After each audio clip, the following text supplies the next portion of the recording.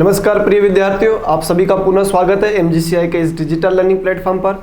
जैसे कि हमने पशुपालन स्टार्ट कर दिया और उसमें भी हम पहला चैप्टर पढ़ रहे हैं पशु आहार एवं पोषण फर्स्ट, जिससे भैया कुल 6 अंक का वेटेज है, 6 अंक आने वाले हैं। इससे पहले हमने बात की थी राशन क्या होता है और डाइट क्या होती है। तो राशन की अगर हम बात करें तो पशु के द्वारा या पशु को जो भी हम पदार्थ खिला रहे हैं, भोजन खिला रहे हैं, उससे कम से कम अगर एक पोषक तत्व की पूर्ति हो जाती है तो उसके लिए राशन है। और राशन हमेशा 24 आवर्स के लिए दिया जाता है। ये हमारी बात हुई थी पिछले लेक्चर में।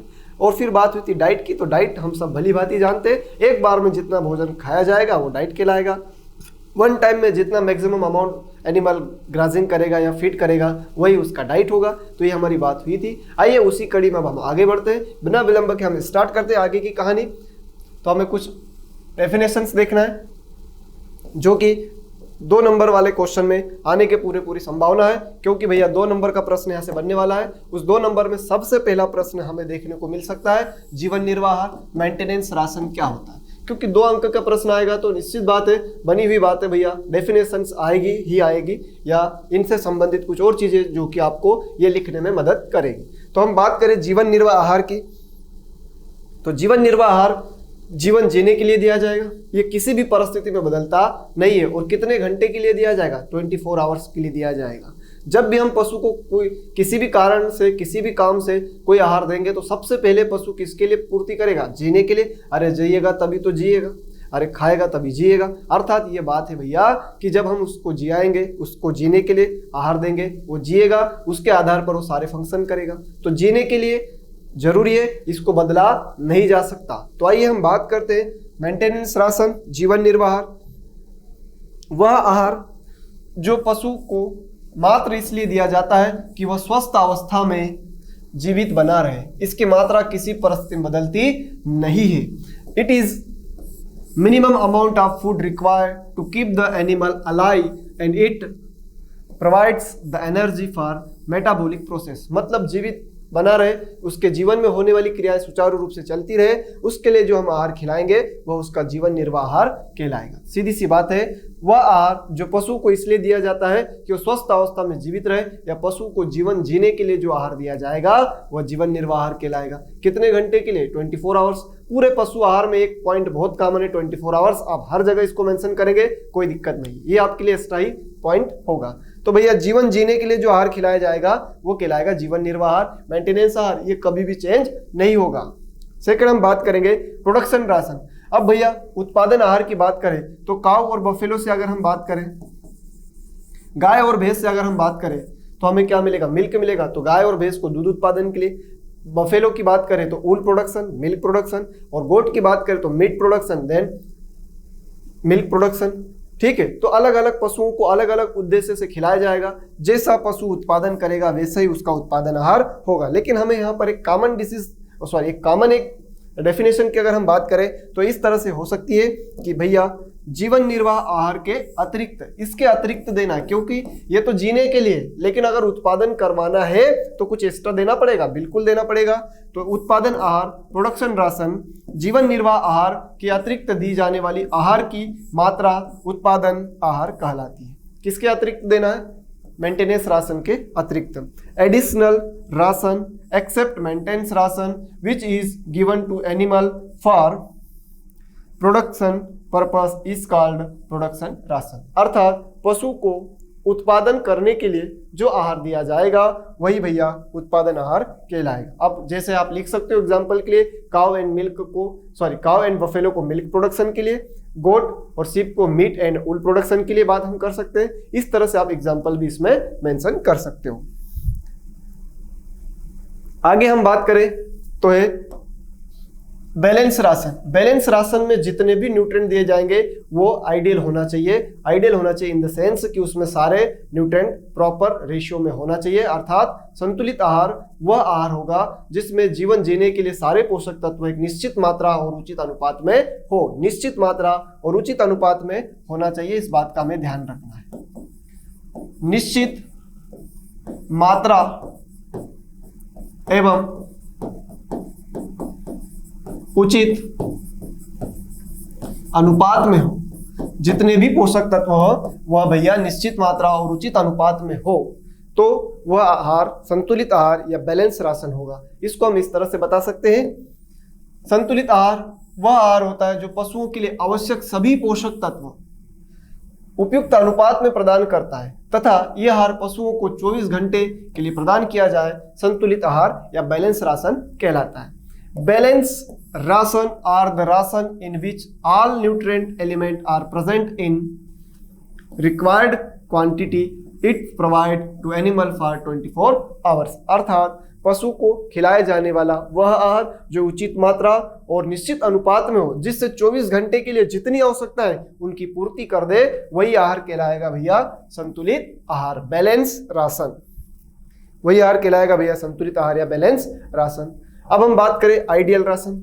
आइडियल राशन के लिए बात करें, वह राशन जो सस्ता, सुलभ, पाचक हो, स्वादिष्ट हो, वही राशन कहलाएगा आदर्श राशन। मतलब संतुलित आहार के भी सारे गुण आ जाए, सस्ता भी हो, सुलभ भी हो। हालांकि प्रैक्टिकली तौर पर ऐसा संभव नहीं है, लेकिन हमें जब किसी चीज को आदर्श बनाना है तो आदर्श आहार के लिए हम इस परिभाषा को साथ जा सकते हैं और इस परिभाषा को हम यहाँ पर लिख सकते हैं, जैसे कि हमें देखने को मिल रही है।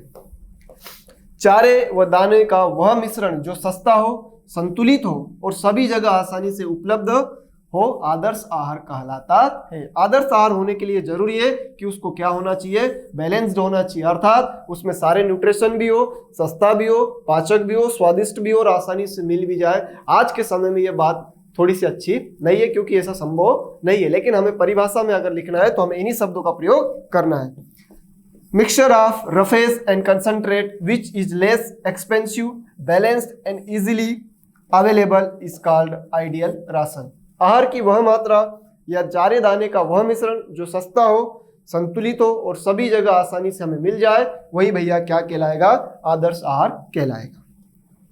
अब भैया चारा और दाने की बात आती है तो चारे की हम बात करते हैं। चारा क्या होगा, तो चारा होने के लिए पहली कंडीशन हम बात करेंगे टीडीएन और क्रूड फाइबर की, कच्चे रेशे की।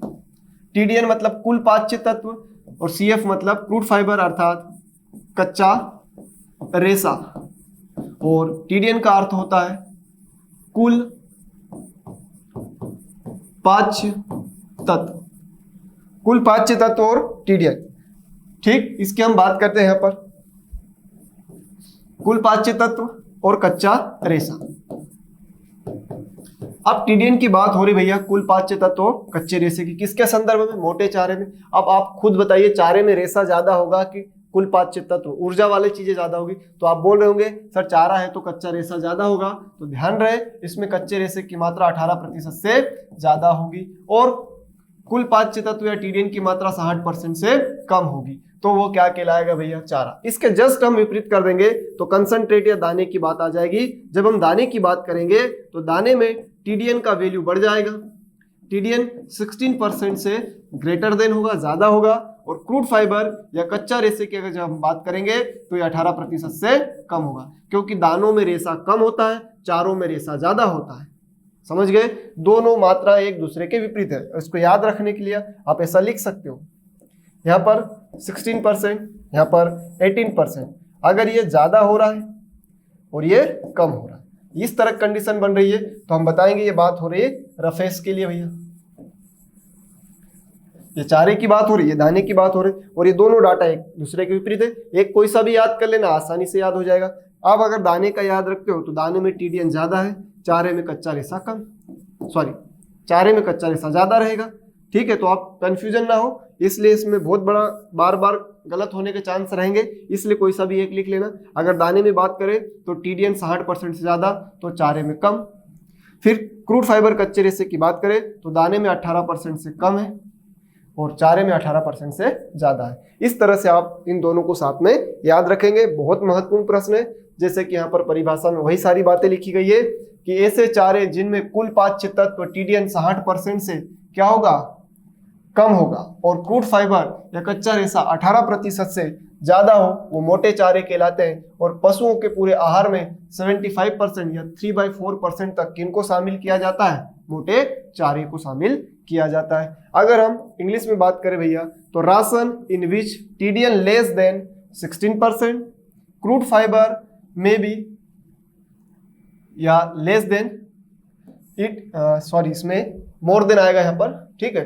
ये भैया मोर देन है, more than 18% is called roughage, और 16 to 75% तक हम पशु आहार में इसको शामिल कर सकते हैं। लगभग 3/4 पार्ट को शामिल किया जा सकता है किसके अंतर्गत, पशु आहार जिसको हम खिला रहे हैं। तो चारा होने के लिए सीधी सी बात है, टीडीएन की मात्रा क्या होगी, तो टीडीएन की मात्रा 60% से कम होगी, और क्रूड फाइबर की मात्रा, कच्चे रेशे की मात्रा 18% से ज्यादा होगी। अगर आप इतना लिख देते हो तो आपकी परिभाषा कंप्लीट है। ये दो चीजों को ध्यान में रखकर आप परिभाषा आसानी से बना सकते हो, रटने की बिल्कुल भी जरूरत नहीं है।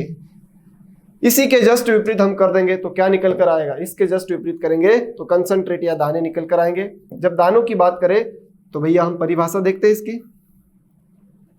अब बात आ रही परिभाषा की, तो दानों में कुल पाच्य तत्व टीडीएन की मात्रा 60% से ज्यादा होगी और कच्चे रेशे की मात्रा 18% से कम होगी। यही बात सेम यहाँ पर लिखी गई है। It consent more than 16% of total digestive nutrient TDN and less than 18% of crude fibre concentration given to animal for special work purpose or production purpose। दाने पशुओं को किसी विशेष कार्य या उत्पादन के लिए दिए जाते हैं, और चारे हमेशा पशुओं को पेट भरने के लिए दिए जाते हैं। ये बात भी आप इसमें मेंशन कर सकते हो। तो ये दो परिभाषाएं भैया चारे और दाने की। इसमें याद रखने वाली जो बात थी मैंने आपको बता दी, किस ट्रिक से आपको याद रखना है। आगे हम बात करेंगे, सिंपल सा क्वेश्चन आ सकता है आपसे एग्जाम में पूछा जाता है, कई बार पूछा भी गया है कि भैया right the 2 characteristics of ideal ration. अब मैंने 2 क्यों बोले, क्योंकि 2 नंबर में अगर आपसे पूछा जाए तो 2 लिखिए, 3 नंबर में पूछा जाए तो 3 पे लिखिए। समझ गए बात को। तो अब प्रश्न ये पूछ रहा है कि आदर्श आहार में क्या क्या गुण होंगे, तो हम पहले देखते भैया ये सारे गुण होना चाहिए। प्रश्न ये है कि एक आदर्श आहार है, प्रश्न ये कह रहा है कि आदर्श आहार है, तो एक आदर्श आहार में क्या क्या गुण होंगे, क्या क्या विशेषता होगी। तो गुण बोल दे, कैरेक्टर बोल दे, स्पेसिफिक बोल दे, ठीक है। तो हम बताएंगे एक आदर्श आहार में क्या गुण होना चाहिए, क्या विशेषता होना चाहिए। सबसे पहला तो स्वादिष्टता होना चाहिए, टेस्टफुलनेस होना चाहिए, मतलब खाने में स्वादिष्ट लगे। जब हम नहीं खाएंगे, पशु खाएगा, जब पशु उसको खाए तो उसको स्वादिष्ट लगना चाहिए। तो पशु आहार स्वादिष्ट होना चाहिए, पहली बात तो आदर्श होगा। दूसरा, पाचनशीलता या पचनशीलता की बात करें, डाइजेस्टिबिलिटी अच्छी होना चाहिए, मतलब पशु खाए, स्वादिष्ट तो लगे लेकिन बाद में उसको पचा भी पाए। नहीं तो स्वादिष्ट था, खा तो बहुत सारा लिया लेकिन पशु पचा ही नहीं पाया तो भी दिक्कत हो जाएगी भैया। तो पचनशीलता अच्छी होनी चाहिए उसकी। तीसरी बात, भोजन संतुलित होना चाहिए, बैलेंस्ड होना चाहिए। आहार क्या होना चाहिए, पूरी तरह से बैलेंस्ड होना चाहिए, अर्थात उसमें सारे पोषक तत्व, न्यूट्रिशन भरपूर मात्रा में होना चाहिए। देन उसके बाद प्रोटीन रिच होना चाहिए, अर्थात उस आहार में प्रोटीन की मात्रा भी भरपूर होनी चाहिए। तो ये सारी बातें संबंधित है इस क्वेश्चन से, जिसका नाम है write 2 characteristics of ideal ration. आदर्श आहार के लिए कौन कौन से फीचर या कौन कौन से कैरेक्टर या कौन कौन से गुण या विशेषता है, तो हम ये लिख सकते भैया। ये पर्याप्त होगा, चाहे 2 नंबर में आए चाहे 3 नंबर में आए। इस तरह से अभी तक हमने जो बातें करी है, इनसे 2 नंबर का प्रश्न बनने की ज्यादा संभावना है, क्योंकि इस तरह का प्रश्न बार बार रिपीट हुआ है। जीवन निर्वाह आहार लिखिए, संतुलित आहार लिखिए, मेंटेनेंस राशन क्या होता है, आइडियल राशन क्या होता है, ठीक है। इस तरह का प्रश्न जरूर एग्जाम में आपको देखने को मिल सकता है। अब यहाँ पर हमारे पास 2 नंबर के हिसाब से कुछ 2 से 3 सूत्र है जो कि बार बार आपके एग्जाम में पूछे गए, जिसमें से हम बात करें तो ये सूत्र हमारे पास हमको यहाँ देखने को मिल रहे हैं। जिसमें सबसे पहला है हमारे पास है डाइजेस्टिव कोफिशिएंट, पाचकता गुणांक। पहला सूत्र भैया पाचकता गुणांक। अब बात होगी पाचकता गुणांक की, तो हम पाचकता गुणांक की बात करें तो अंग्रेजी में तो हमारे पास लिखा हुआ है, लेकिन हिंदी में मैं आपको लिख देता हूँ। कुछ बच्चे जो हिंदी माध्यम के छात्र होंगे उनको निश्चित तौर पर यह सूत्र यहाँ पर समझ में नहीं आएगा, इसलिए मैं इसका हिंदी में भी लिख देता हूँ। तो भैया पशु के द्वारा जो खाया गया आहार है, तो हम यहाँ लिख सकते हैं पशु द्वारा खाया गया भोजन माइनस पशु के द्वारा गोबर या मल में निकाला गया भोजन जिसमें उपस्थित पोषक तत्व। पशु द्वारा खाया गया भोजन, यहाँ ब्रैकेट में हम लिख सकते हैं पोषक तत्व। अब भोजन खाया है तो उसमें कुछ न कुछ तो पोषक तत्व होंगे भैया, तथा गोबर में निकाले गए पोषक तत्व, गोबर में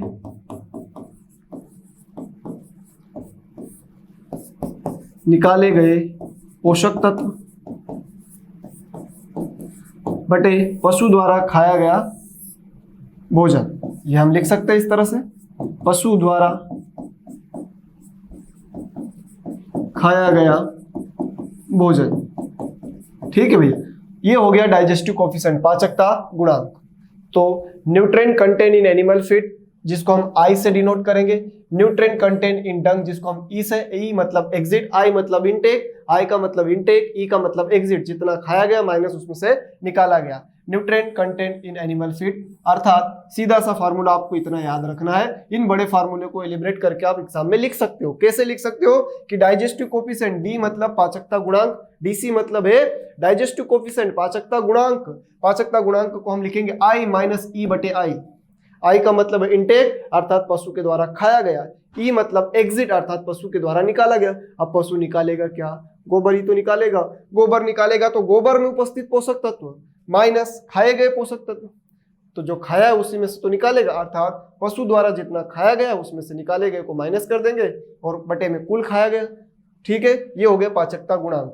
अगर आपसे बोल दे कि भैया पचनशीलता प्रतिशत बता दो, पचनशीलता प्रतिशत क्या होगा, तो सीधी सी बात है, जो पाचकता गुणांक निकाला था डाइजेस्टिव कोफिशिएंट उसमें 100 से गुणा कर दो। या इस तरह से आप लिख सकते हो कि पचनशीलता परसेंट बराबर, पचनशीलता परसेंट या डाइजेस्टिबिलिटी परसेंट बराबर हो जाएगा भैया आई माइनस ई बटे आई इंटू 100। ये हो गया डाइजेस्टिबिलिटी परसेंट।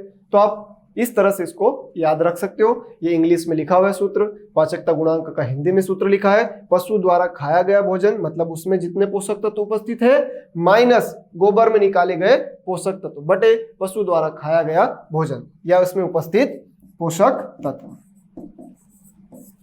ये आपको फार्मूला एक दो बार एग्जाम में पूछा गया है, हो सकता है इस वर्ष आपको देखने को मिल जाए कि भैया पाचकता गुणांक क्या है। तो आप इस फार्मूले को याद रखें, और याद रखने के लिए पूरी रामायण नहीं याद रखना, आपको केवल यही याद रखना है। क्या याद रखना है, आपको केवल ये याद रखना है, डीसी मतलब डाइजेस्टिव कोफिशिएंट आई माइनस ई बटे आई, और इसी को एलिब्रेट करके आप लिख सकते हो, बड़ा करके एग्जाम में लिख सकते हो। अगली बात करें नेक्स्ट सूत्र की, तो ये भी एग्जाम में पूछा गया है एक बार। क्रूड प्रोटीन का सूत्र क्या है, पाच्य कच्ची प्रोटीन का सूत्र। ठीक है भैया, तो पाच्य कच्ची प्रोटीन, तो पशु आहार में उपस्थित नाइट्रोजन की मात्रा, आहार में उपस्थित नाइट्रोजन की मात्रा को हम 6.25 से जब गुणा कर देंगे तो हमें क्या मिल जाएगा, सीपी अर्थात कच्ची प्रोटीन मिल जाएगा। सिंपल से एक क्वेश्चन आ जाए कि भैया एक पशु आहार में 5% नाइट्रोजन है तो उसका डीसीपी परसेंट क्या होगा। जब हम इसको सॉल्व करेंगे तो 31.25 आएगा। हालांकि इस न्यूमेरिकल को नहीं पूछा जाएगा आपसे तो सीधा सा सूत्र पूछा जाएगा कि पाच्य कच्ची प्रोटीन विधि का सूत्र लिखिए, या सिंपल सा पूछ लेगा पाच्य कच्ची प्रोटीन बराबर क्या। ठीक है, तो what are the meaning of CP, CP are meaning are the crude protein equal to amount of nitrogen in animal feed into 6.25। पशु आहार में उपस्थित नाइट्रोजन जब उसे 6.25 से गुणा हम कर देंगे तो हमें पाच्य कच्ची प्रोटीन विधि देखने को मिलेगी। तो ये फार्मूला आपसे पूछा जा सकता है भाई। एक और फार्मूला है जो कि बहुत इंपॉर्टेंट है, कुल पाच्य तत्व विधि का। ठीक है भाई, कुल पाच्य तत्व विधि, टोटल डाइजेस्टेबल न्यूट्रिएंट परसेंट, इसमें डीसीपी परसेंट भी आएगा, इसमें टोटल डाइजेस्टिव कार्बोहाइड्रेट भी आएगा, इथर एक्सट्रैक्ट मतलब वसा भी आएगी, और टोटल डाइजेस्टिबल फैट मतलब इसी को बोला गया है, और इसको 2.25 से इंटू कर देंगे। अर्थात यहाँ पर हम भैया कुल पाच्य तत्व की बात करेंगे तो इसमें प्रोटीन को भी जोड़ना है, इसमें कार्बोहाइड्रेट को भी जोड़ना है, प्लस इसमें वसा को भी जोड़ना है। लेकिन ध्यान रहे वसा को पहले 2.25 से गुणा करना है। सर ऐसा क्यों कर रहे हैं, क्योंकि भैया इन दोनों की तुलना में, प्रोटीन और कार्बोहाइड्रेट दोनों की तुलना में जो वसा से एनर्जी हमें मिलती है वो लगभग 2 टाइम्स होती है। इसलिए भैया हम यहाँ पर जब भी फैट लिखेंगे उसको 2.25 से पहले इंटू करेंगे। ठीक है, तो ये सूत्र तीनों महत्वपूर्ण है, जिसमें से आपसे कई बार यह एग्जाम में पूछा गया प्रश्न है कि पाचकता गुणांक का सूत्र क्या है। यह क्वेश्चन आपसे एग्जाम में 2 नंबर में पूछा जा चुका है, इसलिए ध्यान रखें। आज की हमारी ये कक्षा ये समाप्त होती है। धन्यवाद। उम्मीद करता हूं आपको सारा समझ में आ गया।